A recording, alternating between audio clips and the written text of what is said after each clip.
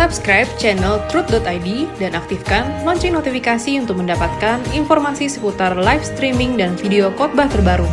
Posisi tombol subscribe berada di kanan atas channel kami dan jangan lupa nyalakan loncengnya. Shalom saudara, kembali kita mengikuti wanita surgawi. Mari kita berdoa. Bapa di dalam surga, pimpinlah saya untuk menyampaikan firman-Mu, agar dari hatimu-lah kebenaran ini disampaikan, Bapa, dari hatimu, dari pikiranmu, dari perasaanmu, ya Bapa. Dan kami semua termasuk pembicara juga diberkati, ya Bapa Yahweh Elohim Israel. Di dalam nama Yesus Kristus Bapa kami sambut firman.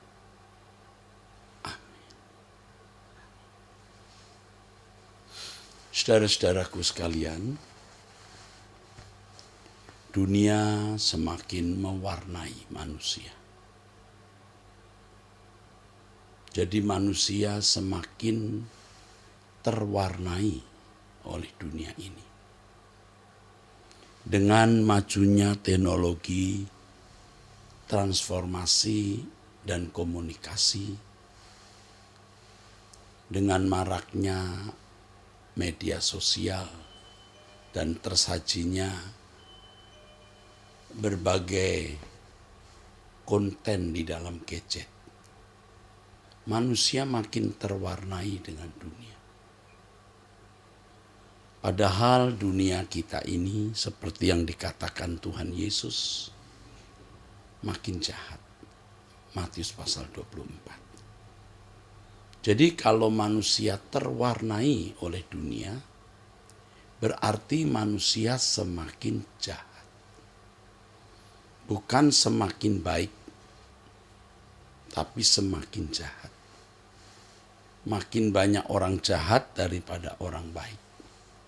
Makin banyak orang yang masuk neraka daripada masuk surga. Itulah sebabnya di Lukas 18 ayat 8, Yesus berkata, kalau anak manusia datang, apakah ia mendapati iman di bumi? Yesus tidak katakan apakah ia mendapati orang beragama. Ia tidak berkata apakah ia mendapati orang Kristen, tetapi iman di bumi. Maksudnya iman ini adalah kepercayaan kepada Tuhan secara benar. Bukan hanya mengiyakan sesuatu di dalam pikiran, atau bukan sekedar pengaminan akali atau persetujuan pikiran. Tetapi orang yang mau menyerahkan dirinya kepada Tuhan untuk melakukan kehendak Tuhan. Untuk melakukan kehendak Allah. Ini yang sebenarnya Tuhan kehendaki untuk kita benar-benar perhatikan, saudara. Jadi kita bertanya kepada diri sendiri, apakah aku termasuk orang yang didapati Tuhan masih beriman atau tidak? Karena langka ya orang yang beriman. Hampir-hampir tidak ada, ini masalahnya. Kalau anak manusia atau Yesus datang, apakah ia mendapati iman di bumi? Artinya apakah masih ada orang yang memiliki kepercayaan yang benar kepada Tuhan? Hari ini masih banyak orang Kristen, jutaan, puluhan juta, mungkin juga ratusan juta. Ya, bisa miliar juga. Mereka mengaku Yesus Tuhan. Mereka mungkin masih ke gereja. Mereka masih mengaku dengan mulut Yesus juru selamat. Jangan-jangan juga cakap jika berbicara mengenai Tuhan, yaitu para teolog, para pendeta dan aktivis gereja. Tetapi masalahnya ini adalah apakah Yesus mendapati iman di bumi? Iman menurut standar Yesus. Ini.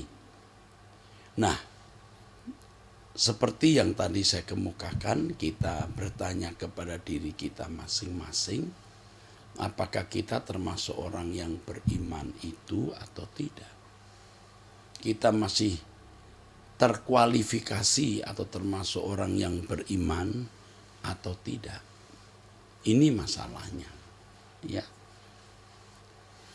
Nah, persoalannya kemudian adalah apa standar iman yang dimaksud oleh Tuhan Yesus? Tentu kita sudah banyak tahu dari pengkhotbah, pembicara. Dan kalau saudara yang belajar teologi atau suka membaca buku rohani, sudah membaca banyak buku rohani. Kalau saudara seorang pendeta, saudara pasti sudah punya definisi, format, penjelasan mengenai apa itu iman atau beriman. Pasti saudara sudah memilikinya. Tetapi apakah saudara pernah mempertanyakan itu kepada Tuhan? Tuhan, kalau Engkau datang kembali, apakah aku memiliki iman seperti yang Kau maksud? Jangan pede, saudara, kalau hanya berdasarkan apa yang saudara dengar, apa yang saudara baca, bahkan apa yang saudara rumuskan. Ya, ini bagi teolog, ya. Kita harus benar-benar menjumpai Tuhan. Ya. Jangan membelenggu atau mencoba membelenggu Tuhan dengan konsep saudara. Tuhan tidak bisa dibelenggu. Kita harus datang kepada Tuhan dan mempertanyakan keadaan kita ini di hadapan Tuhan. Menurut Tuhan, aku ini sudah beriman belum? Ini yang harus kita pertanyakan, saudara. Ya, saya kira orang-orang awam, jemaat biasa akan lebih serius mempertanyakan dan rendah hati dibanding orang-orang yang sudah cakap bicara mengenai iman, apalagi memiliki gelar yang tinggi dalam perguruan tinggi keagamaan Kristen atau dari STT atau sekolah filsafat agama. Saya tidak bicara agama lain, saya bicara konteks agama Kristen, ya saudara. Akan lebih sulit orang-orang yang merasa diri sudah tahu, sudah benar, ya, akan sulit. Khususnya mereka yang begitu mudah menuduh orang sesat. Kalau orang menuduh orang sesat berarti dia sudah tahu apa isi Alkitab, standar yang benar. Kalau saudara mengatakan orang sesat, saudara kan berarti sudah tahu apa yang benar. Yang benar menurut Tuhan, ya. Dan orang yang saudara tunjuk sesat dan bidat itu kan ya sama dengan pengikut setan atau bakal calon masuk neraka. Saudara yakin saudara sudah baik, sudah benar. Pernah memperkarakan itu di hadapan Tuhan? Pernah bertanya, Tuhan, di matamu aku ini sudah benar belum? Bukan kata orang. Nah, kalau orang mudah mengatakan orang lain sesat dan bidat, pasti dia punya keyakinan yang kuat, ya, sudah punya idealisme bahwa dirinya itu adalah orang yang tahu apa yang benar, sudah benar, ya. Atau kalau mau dikatakan lebih vulgar lagi, dia sudah di pihak Tuhan dan pasti masuk surga. Coba tanya kepada Tuhan. Coba tanya. Ya. Kita harus mengoreksi diri dengan rendah hati, membawa diri kepada Tuhan.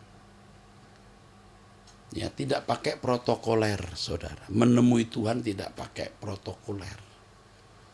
Ya, tidak pakai aturan-aturan yang sulit, ya, seperti mau bertemu dengan pejabat. Kita bisa bertemu Tuhan setiap saat. Kita bisa bertemu Tuhan setiap waktu.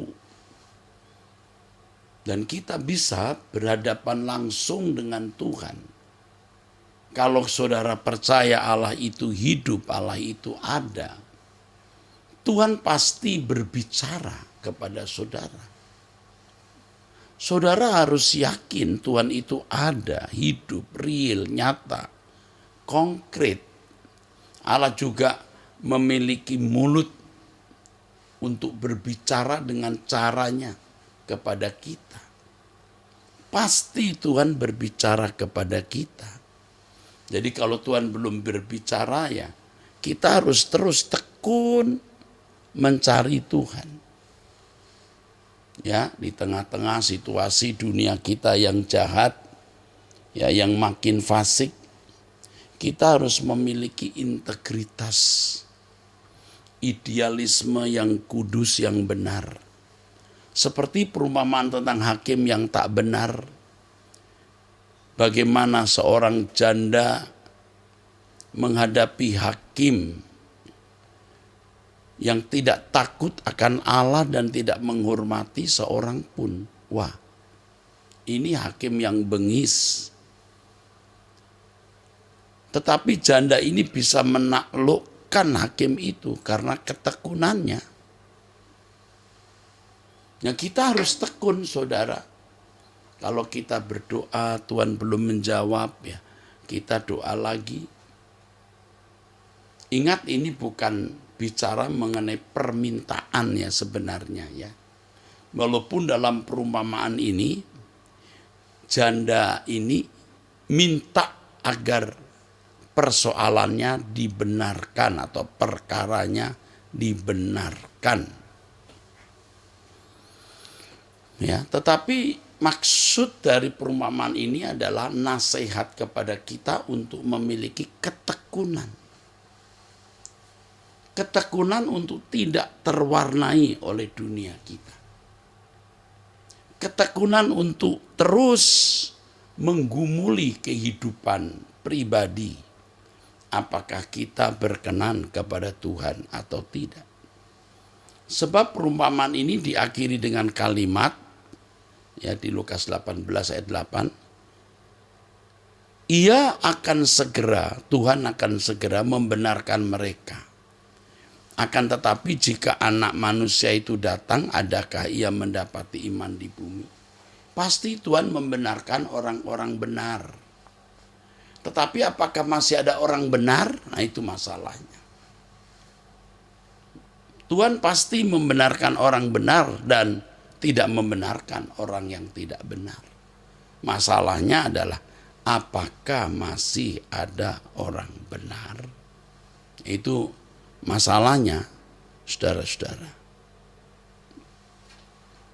Makanya kita harus tekun mencari Tuhan, saudara.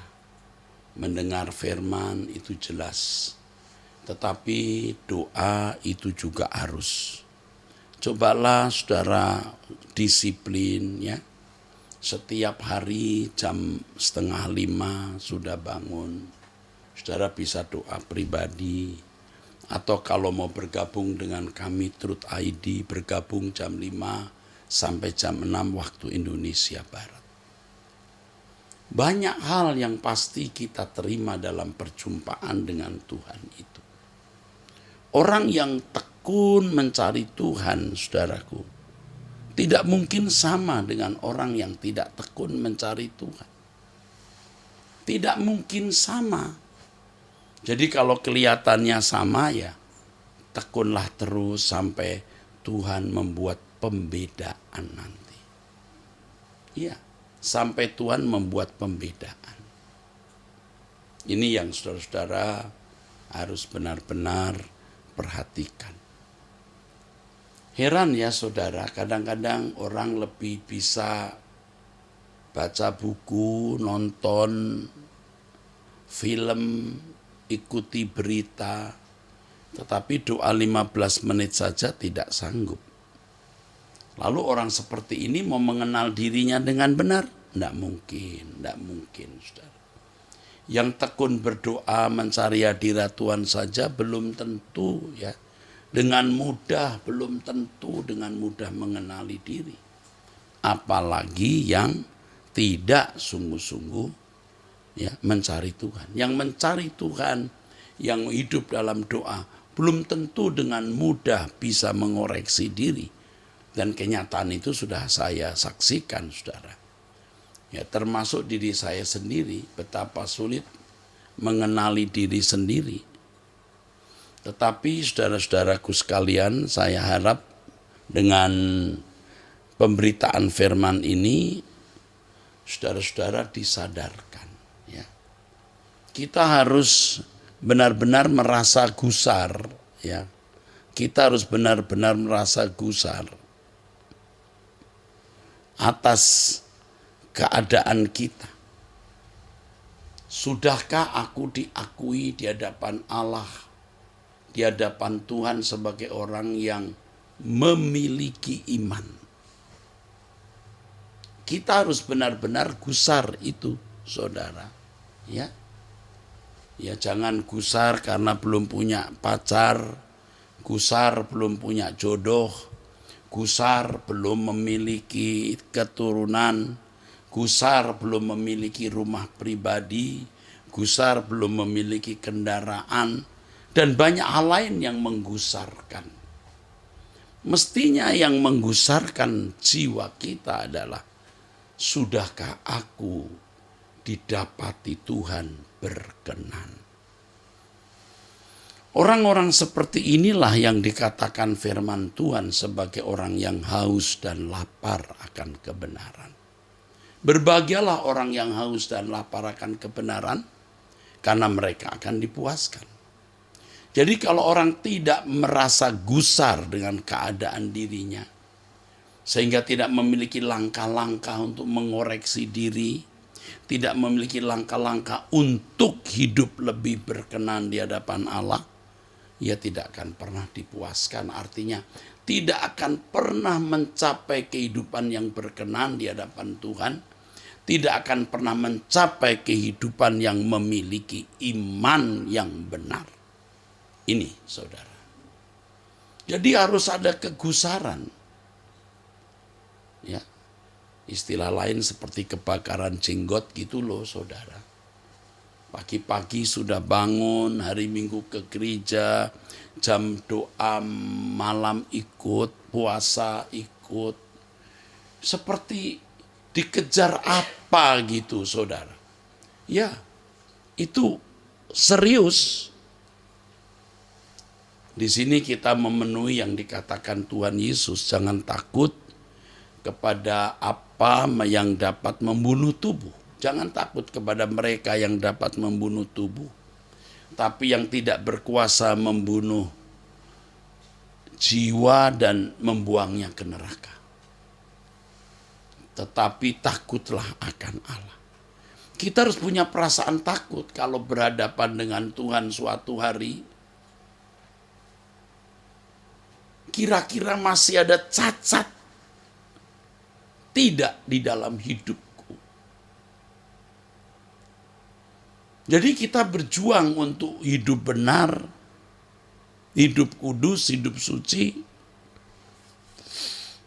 dan benar-benar tidak melakukan kesalahan sekecil apapun, sehalus apapun kesalahan itu, saudara. Kita benar-benar mempersiapkan diri menghadap Tuhan. Tuhan bisa datang setiap saat, bukan? Pasti. Tuhan bisa datang setiap saat, saudaraku. Atau kalau Tuhan belum datang, kita bisa meninggal setiap saat. Jangan saudara berpikir, satu hari lewat, 2 hari lewat, masih bisa hidup. Kita tidak tahu kapan kita menutup mata dan menghadap tahta pengadilan Tuhan. Seorang pembalap yang berhasil lolos dari kecelakaan 1000 kali dia lolos, 1 kali dia tidak lolos, bisa mati dia. Bisa kehilangan mata, tangan, kaki, bisa lumpuh. 1000 kali dia boleh lolos, sekali dia jatuh, bisa fatal. Bisa. Hidup kita juga begitu, 1 hari lolos, 2 hari lolos. Nanti hari kesekian, Tuhan panggil. Kena kecelakaan, sakit parah. Bukan nakut-nakuti, bukan mengancam, ini fakta hidup yang terjadi. Karenanya kita harus benar-benar serius, saudara. Jangan menunda. Jadi kalau saudara mendengar pemberitaan firman ini, saudara harus membereskannya. Jangan terbelenggu oleh masalah. Masalah keluarga, masalah suami, masalah pasangan hidup masalah anak, masalah kebutuhan, masalah sakit penyakit, masalah apapun. Jangan membelenggu. Kita hadapi dengan tanggung jawab. Tetapi lebih dari segala masalah yang kita hadapi, kita mau didapati Tuhan berkenan memiliki iman yang benar. Saudara, Tuhan memperhatikan hati kita. Memperhatikan. Jadi jangan anggap sepi atau sepele. Kalau fokus hidupmu hanya untuk pemenuhan kebutuhan jasmani, kesenangan diri sendiri, apalagi dosa, kenikmatan daging, nafsu. Tuhan memperhatikan saudara. Saudara melukai Tuhan sebagai anak-anak Allah yang telah ditebus oleh darah Yesus Kristus, yang mestinya menyerahkan tubuh, jiwa, rohnya kepada Tuhan untuk melayani Tuhan dan menyenangkan Tuhan, ternyata tidak melakukan itu, itu menyakiti Tuhan. Jangan lagi lakukan itu. Saudara punya masalah, saya tahu saya juga punya masalah. Masalah saudara berat belum tentu lebih ringan dari masalah saya. Lebih dari semua persoalan dan masalah yang kita hadapi, kita mau menjadi anak-anak Allah yang berkenan. Kita mau berdoa agar Tuhan membukakan mata hati pikiran kita, sehingga kita menjadi anak-anak Allah yang berkenan kepadanya. Puji Tuhan, saudaraku sekalian.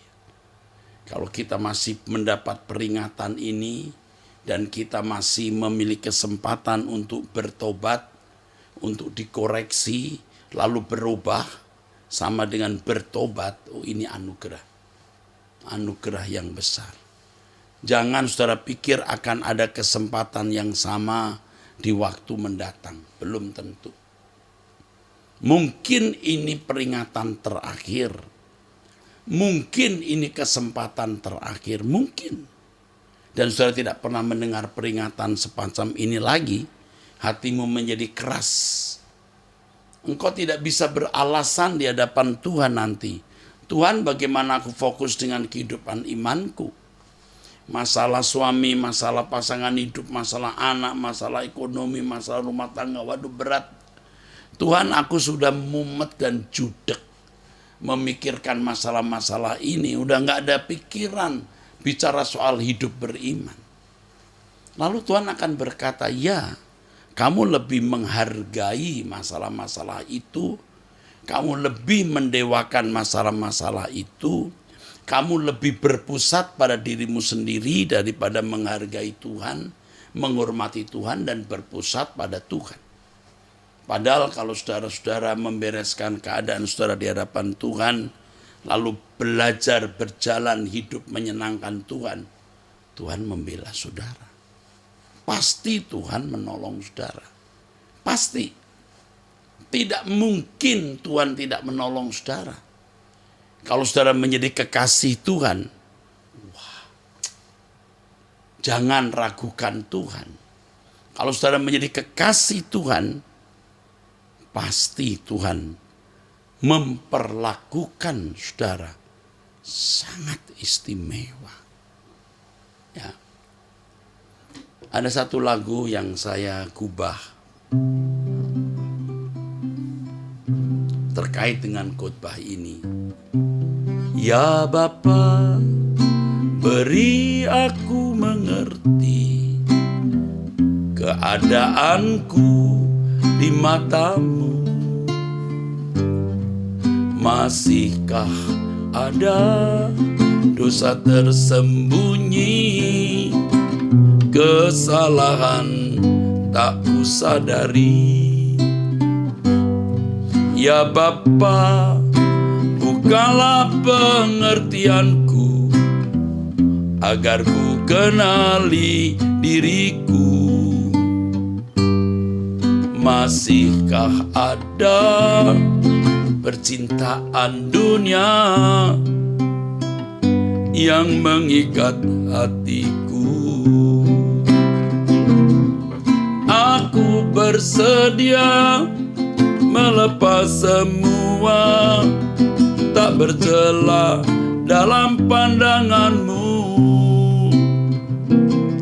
Sebelum mata menutup selamanya, aku layak di hadapanmu. Aku bersedia melepas semua, tak bercela dalam pandanganmu. Sebelum mata menutup selamanya, aku layak di hadapanmu.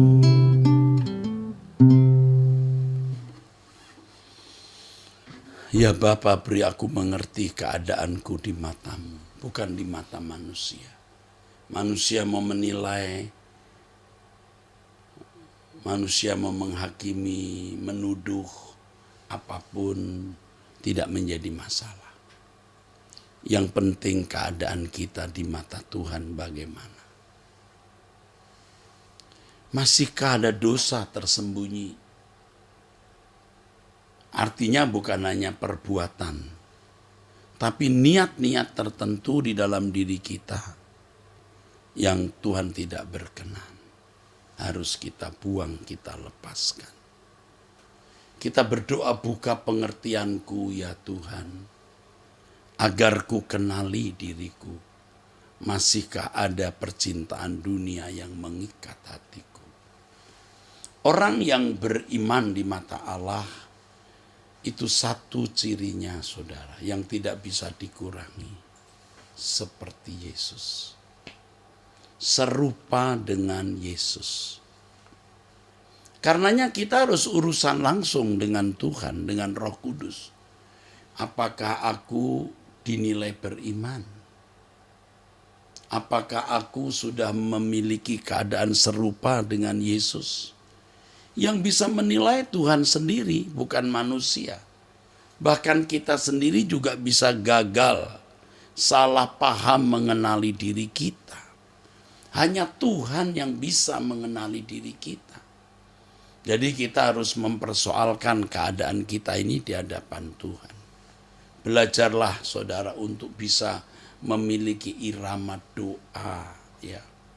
Sehingga doa menjadi kesukaan, kebutuhan, bukan sekedar kewajiban. Ayo saudaraku, belajar menjadikan doa kesenangan kita. Puji Tuhan. Saya berharap saudara mau berubah. Dalam doa itulah kita mendapatkan pencerahan-pencerahan dan penerangan-penerangan dari Tuhan mengenai keadaan kita. Dan kita berkata, aku bersedia melepas semua, tak bercela dalam pandanganmu. Aku bersedia melepas semua, apapun yang itu tidak berkenan di hadapan Tuhan. Bukan hanya menyakiti, membuat Tuhan tidak nyaman pun harus kulepaskan. Tak bercela dalam pandanganmu. Sebelum mata menutup selamanya, aku layak di hadapanmu. Nah, ini benar-benar menjadi keindahan di hadapan Tuhan, saudaraku. Dan kalau kita melakukan ini, percaya masalah apapun bisa saudara selesaikan, saudara. Masalah apapun. Sering saya mengatakan kepada saudara dan saudara ingat apa? Lawan masalahmu dengan kekudusan. Lawan masalahmu dengan kesucian. Lawan. Sementara kau punya masalah, kau hidup suci dan kau melayani Tuhan. Melayani Tuhan tidak harus di gereja. Buat sesuatu yang sesuai kehendak Allah. Demikian pesan Tuhan untuk saudara, untuk saya juga. Nantikan di Wanita Surgawi di episode yang akan datang. Kiranya Tuhan memberkati saudara dengan berkat dari Allah Bapa dan dari Tuhan dan Juru Selamat kita Yesus Kristus dalam persekutuan Roh Kudus. Amin. Sampai jumpa saudaraku, Tuhan memberkati.